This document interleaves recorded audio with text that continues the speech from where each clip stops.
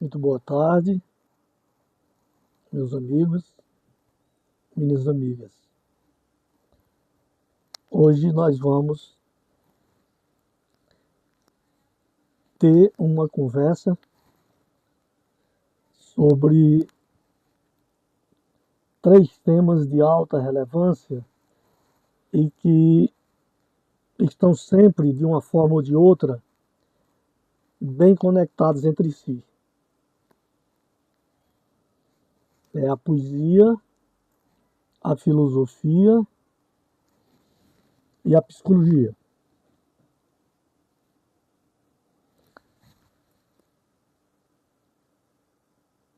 Vamos conversar de uma forma bem descontraída.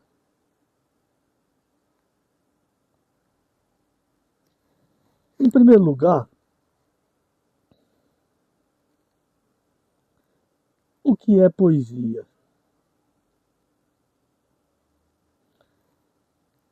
Poderíamos dizer, de início e de uma forma simples, que poesia é uma arte. A poesia é a arte da palavra. E o que é filosofia? Filosofia é uma ciência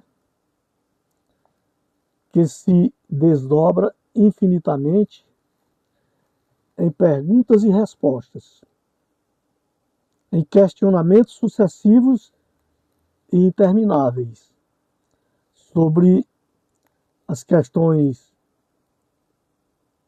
mais complexas, mais profundas, que dizem respeito à vida como um todo e à vida humana em particular. Já a psicologia diz respeito ao estudo da mente. Na origem, a palavra psicologia quis traduzir a ideia de estudo da alma. É o estudo da alma. Ou seja, o estudo da mente, dividida didaticamente em determinadas instâncias que interagem e se manifestam externamente através do corpo físico.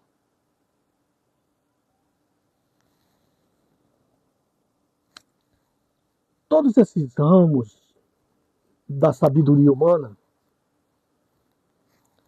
eles querem explicar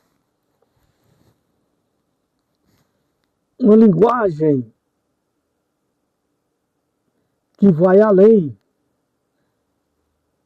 da linguagem cotidiana, da linguagem comum. É uma linguagem que se projeta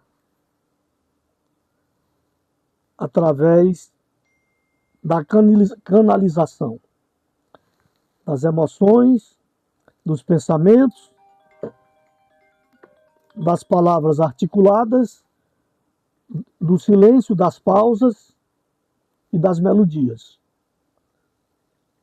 como também do ritmo a que se harmonizam. Buscam, de certo modo, captar aquilo que nós chamamos de invisível, mas que nem por isso deixa de existir. É que a palavra comum, ela não tem a capacidade, nem o poder de traduzir determinados aspectos existenciais. E somente as artes, e em particular aqui a poesia ou a prosa poética, possuem o poder de avançar um pouco mais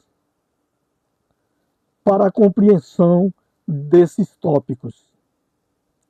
porque ela visa tocar as emoções, acender os sentimentos, estabelecer uma subjetividade profunda e uma projeção mental transcendente para o além.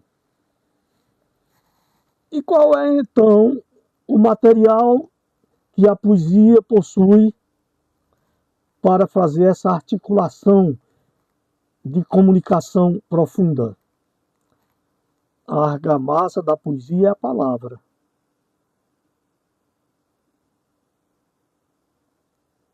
Mas não é uma palavra qualquer.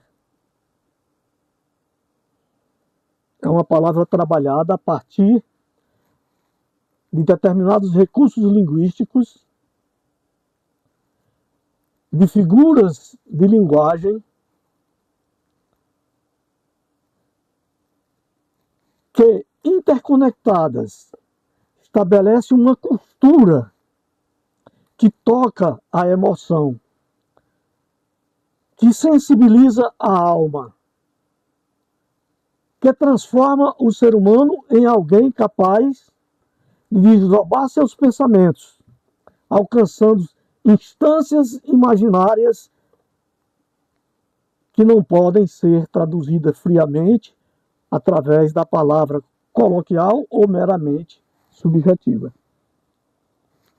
Então é através desses modos de captar o invisível que é possível aos poetas, aos escritores, aos operadores das palavras, transmitir o que há de mais profundo na intimidade do ser, o que há de mais complexo no interior da alma, sentimentos, emoções, encantamentos, estados de transe e manifestações típicas de uma profundidade existencial que, naturalmente, na vida diária, nós não temos acesso a isso. E nem é exigível que se tenha acesso a isso pela linguagem objetiva.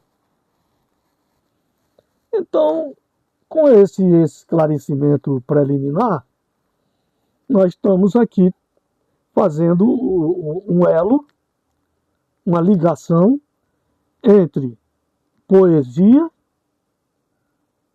filosofia e psicologia. Eu diria, no meu ofício de escrever, na minha atividade de educador,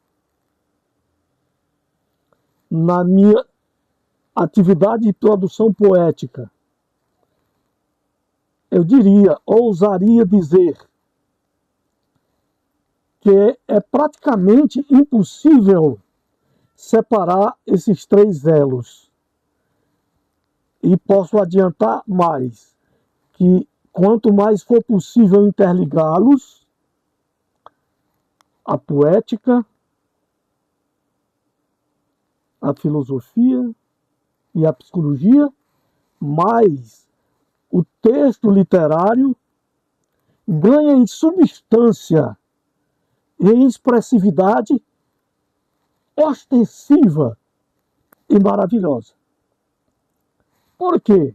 Porque todas essas três áreas do saber, elas têm a ver, muito a ver, com as questões que vão além do físico. Então caminham numa direção do extrafísico. Vão numa direção transcendental. Campo de estudo que é típico da filosofia e que é chamado de metafísica. A metafísica, pois, é aquilo que está além da física. E a grande maioria das coisas que são de alta relevância para a vida de cada um de nós estão exatamente nessas instâncias além do físico. Então, a poesia é essa linguagem que nos conecta com nós mesmos, no silêncio da nossa alma, que nos conecta com as instâncias da natureza que manifestam em seus ciclos vitais a dinâmica do encantamento e da beleza, e que manifesta o encontro com o sagrado, com o lado humano da busca pela divindade.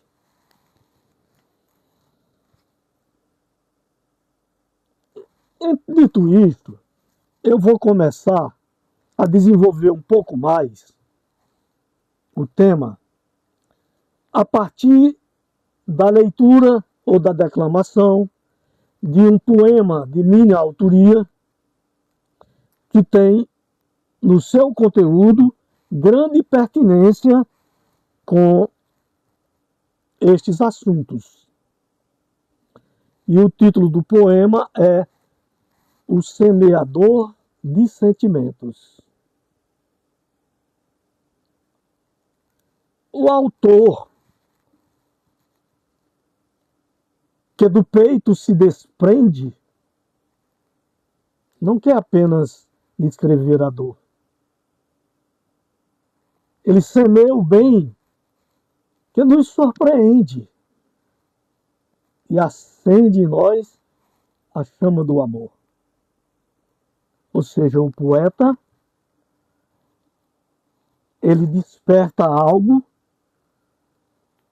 que vai além da nossa própria dor e consegue, através dos recursos da linguagem poética, surpreender, acalentar, acolher, fazer pensar, acendendo em nós a chama do afeto, a chama das relações essenciais entre seres humanos, do amor e da vida. Mas vamos adiantar para a segunda estrofe do poema. Não revela o coração só por retrato, mas guia a alma em doce condução. Faz do sentir um gesto mais exato e torna a dor um hino de emoção. Então, esta linguagem poética, esse veio espiritualizante, ele não revela apenas o coração por retrato, pela sua parte exteriorizada, mas pela sua intimidade, pela sua mais profunda autenticidade e individualidade. E chegando aí, ele nos guia, ele conduz a nossa alma como se fora numa doce condução que faz brotar o sentir, o sentimento, as emoções, as imagens de lembranças, de saudosismos, de afetividades, de mansuetude, de bondade, de lembranças que não morrem jamais, porque são aquelas que nascem a partir do coração. E com isso, nos faz sentir.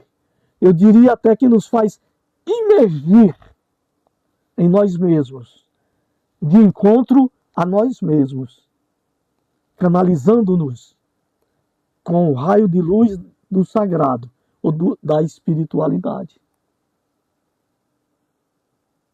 Tornando tudo isso um hino de louvor.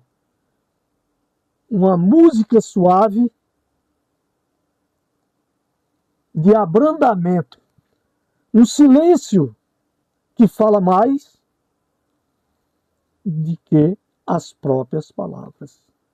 Um silêncio que talvez rumine gestos, sonhos, aspirações, desejos de elevados teores de alimento da alma.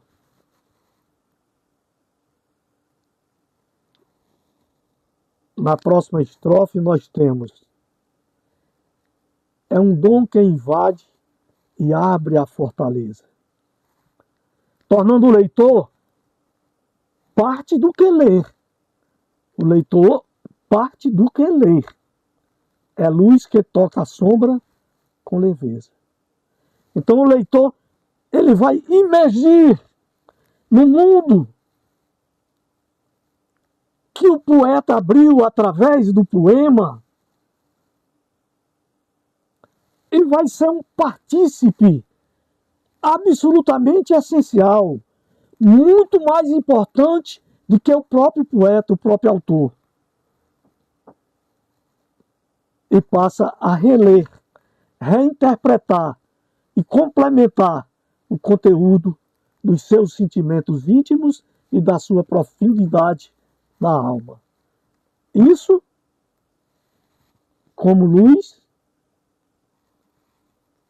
que toca a sombra com leveza. E finalmente, na última estrofe, e ao fim, não sabemos mais quem se vê. Vivemos outro ser em tal beleza, no espelho da emoção que se rever. Ou seja, ao fim dessas imersões, dessas meditações, já não sabemos mais quem é leitor, autor, poeta, escritor. Tudo funde-se numa unidade. E acontece o milagre da aprendizagem mútua, não terminativa, mas grandemente extensiva. Em um jardim de belezas, belezas que só a alma é capaz de traduzir.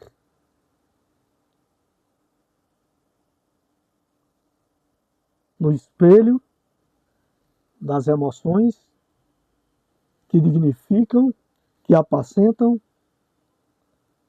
e que fundem-se com cada um de nós num gesto e num abraço de profunda fraternidade universal.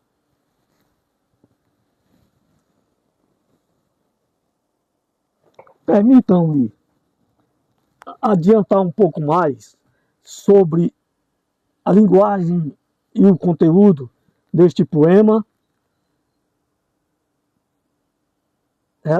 relatando as pertinências do texto com o campo da poética, da filosofia e da psicologia.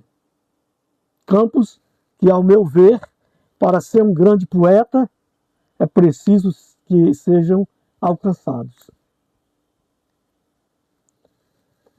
Existem autores que escrevem,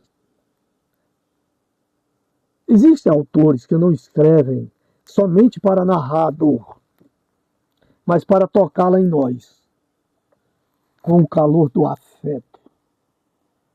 O afeto é a partilha. A partilha é a divisão do todo em comunhão. É a voz da espiritualidade suprema entrelaçando sua obra numa majestosa e encantadora malha de solidariedade recíproca. O verdadeiro autor não se contenta em retratar apenas as emoções como se fossem quadros fixos. Ele as planta no solo fértil, fazendo brotar sentimentos no íntimo de quem lê, e fazendo com que aquele que lê se torne parte integral e essencial do processo de leitura e integração. Como um filósofo que semeia ideias, que provoca questionamentos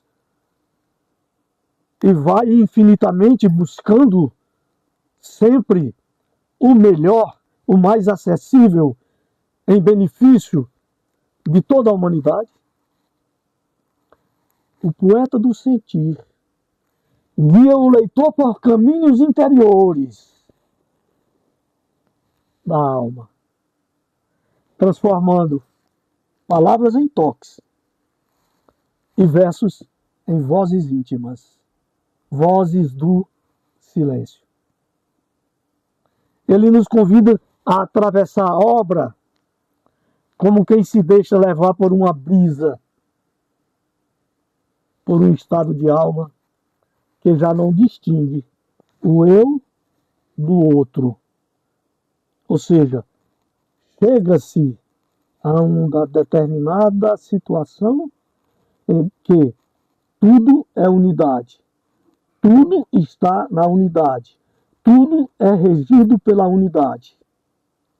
E essa unidade está viva dentro de nós, em todos os campos da existência, da natureza, dos cosmos. E se você quiser saber quem é essa unidade, ou o que é essa unidade, medite, leia o silêncio e sinta, porque não existe palavra capaz de traduzi-la. Toda palavra para traduzir essa ideia da fonte suprema é palavra vã, porque a palavra é finita e a fonte suprema é infinita.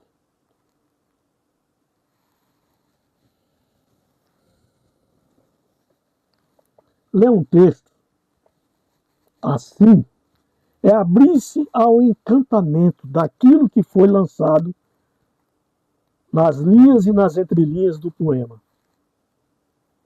É uma entrega mútua que dissolve a rigidez e transforma a identidade em algo flexível. Na flexibilidade do bambu e na flexibilidade da aragem. E ao final, quem lê não sai ileso. Já não é o mesmo. E quanto mais lê, já não será o mesmo. E quanto mais lê, já não será enganado facilmente. E quanto mais lê, não será roubado pelos exploradores da credulidade pública. Abrir-se ao encantamento. Uma entrega que dissolve a rigidez da identidade humana. E ao final, quem lê não sai ileso. Já não é o mesmo. Viveu outras dores, outras alegrias, outras paragens, outras paixões, outros desejos. E nesse espelho vivo da literatura, reconheceu-se, identificou-se como alguém novo, como alguém diferente, como alguém melhor. Porque o verdadeiro semeador dos sentimentos, que é o título do nosso poema, verdadeiro semeador dos sentimentos, é aquele que nos transforma pela beleza de nos fazer sentir e compartilhar.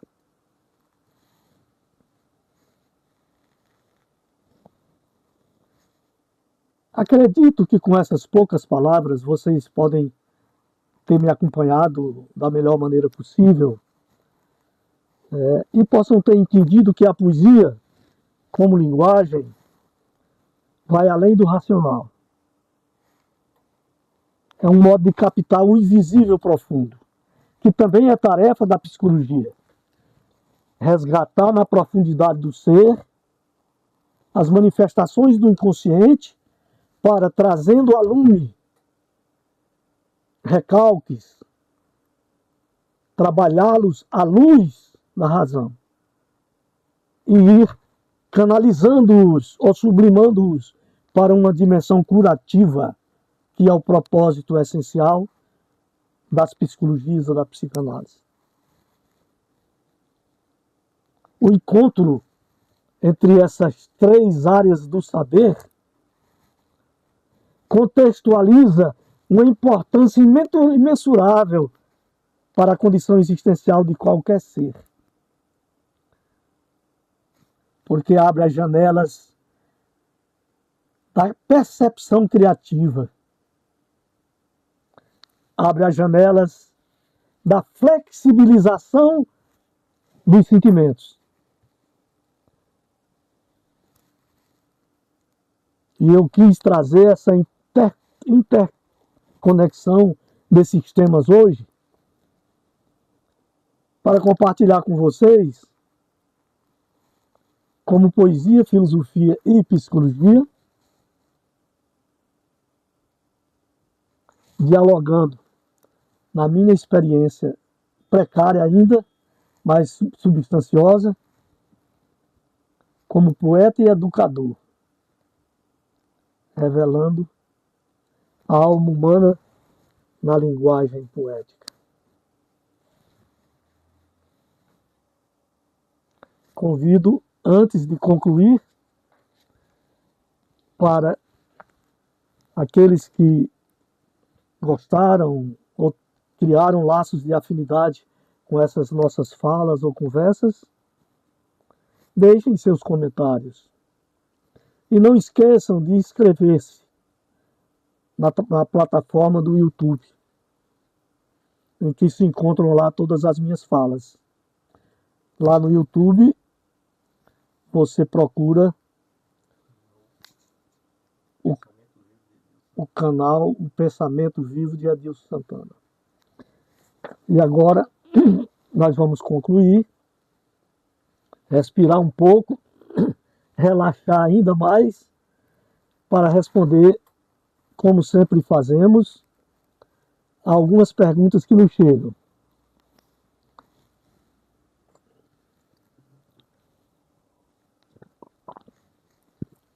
Assim, vamos à primeira pergunta. Qual é o papel que a poesia exerce na sua vida? Você já sentiu a força dela para revelar algo que palavras comuns não conseguem? O papel da poesia, o papel da literatura em nossas vidas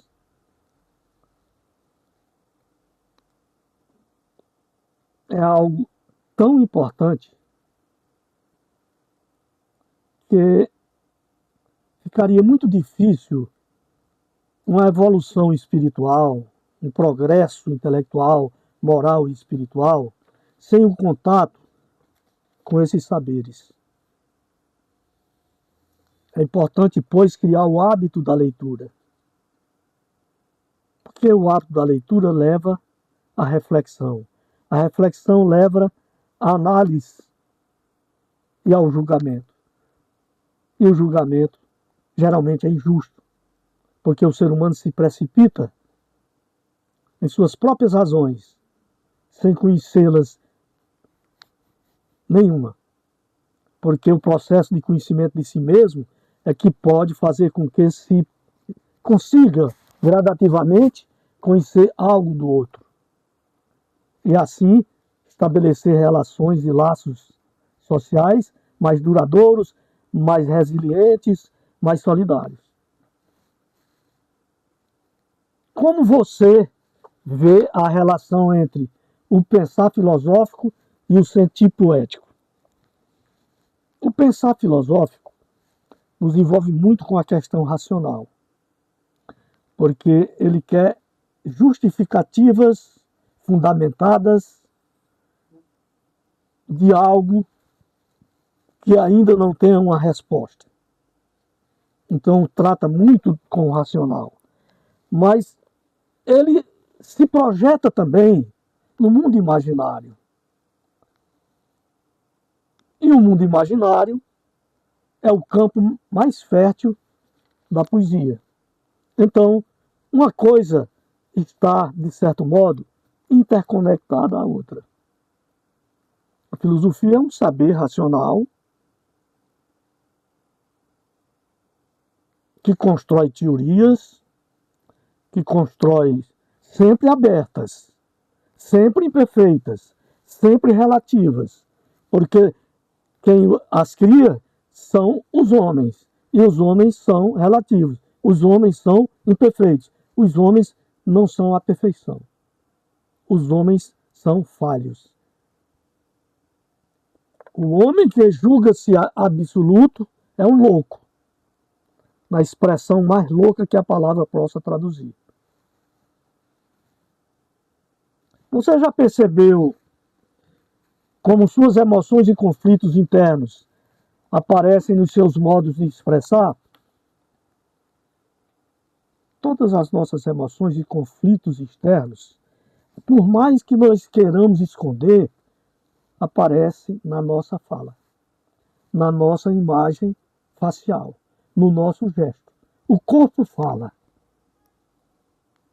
Então, existe uma coisa em psicologia, em psicanálise, que chama-se ato falho. Então é através desses atos falhos que nós não queríamos dizer que dizemos. E aí um expert no assunto vai desvendando o que realmente nós estávamos querendo expressar, que pode ser exatamente o contrário daquilo que estamos expressando. Seja por necessidade de usar uma persona ou uma máscara, ou seja pela doença da hipocrisia exacerbada. Você acredita que a poesia pode ser um caminho para o autoconhecimento e cura interior? Eu já falei praticamente sobre isso. Tanto a poesia aliada à psicologia e à filosofia tem seus métodos que contribuem enormemente para o processo de cura interior do ser humano. E, finalmente, a pergunta: os poetas, filósofos ou pensadores que mais impactaram sua visão sobre a arte da vida? Inúmeros. Seria até injusto citar nomes, mas vou tentar citar alguns nomes sem querer desmerecer a infinidade de quanto existem. Então aqui nós teríamos em língua portuguesa o poeta Fernando Pessoa, que também era filósofo. No Brasil nós temos inumerável quantidade de poetas clássicos: Olavo Bilac, Raimundo Corrêa, Alberto de Oliveira, Humberto de Campos, Cecília Meirelles, Manuel Bandeira, mais recentemente Adélia Prado, Rubem Alves, e por aí vai. Na filosofia nós temos dois grandes nomes do Brasil, no campo da mitologia, filosofia com mitologia. É o Junito Brandão, que tem obras maravilhosas, editado pela editora Vozes, e mais outros, né? Poucos, muito poucos. Porque o que circula por aí nas redes sociais contém muita fake news, e muita falha, e muita desinformação. É aquele palpiteiro que quer falar de uma coisa que ele não conhece. Precisa ter muito cuidado com isso. Então, eu quero agradecer, como sempre tenho feito, e desejar um ótimo final de semana para cada um dos senhores e das senhoras, dos amigos e das amigas, e dizendo que, naturalmente, irei produzindo mais lives, mais textos, e gostaria de tê-los participando. Futuramente, nós vamos marcar dia e horário para quem quiser participar ao vivo, né? E visitar o nosso canal no YouTube para se inscrever, né? O Pensamento Vivo de Edilson Santana. Então, muito obrigado.